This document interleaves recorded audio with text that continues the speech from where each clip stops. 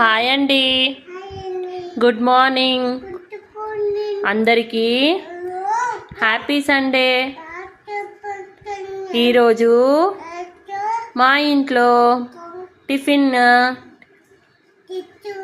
పులిహోర, ఇంకా మా వినాయకుడు అమ్మ దగ్గరికి పోలే